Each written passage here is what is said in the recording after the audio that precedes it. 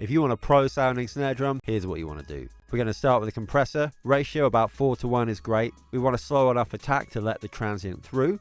That's going to help emphasize the impact of the snare. Then we just pull back till we get about 5 dBs of gain reduction. That's going to help bring out the body and the tail of the snare and help it sit consistently in the mix. After the compressor, you might want to add a bit of saturation. I still really love Decapitator, and on drums, I really like the E flavor, which is based on an old EMI Channel Limited channel strip saturation. Don't need loads of dry, but this will just help it cut through the mix a bit.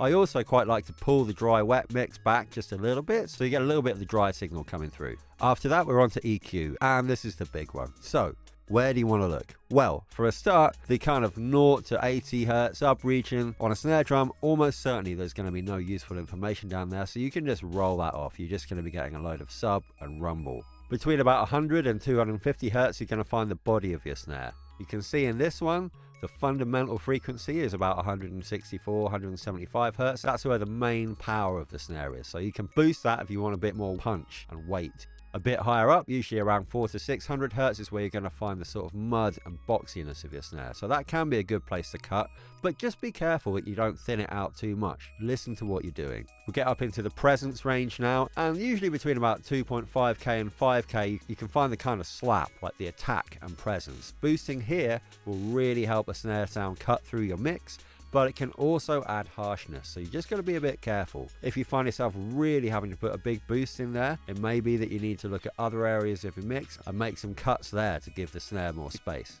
Up at the top, 8 to 10K, you're going to find the real kind of crispness and sizzle. Particularly electronic snares like 808s and 909s have this really, really nice crispy top end. And you can boost that with a bell curve or a high shelf to really get that snappy sizzle cutting through your mix.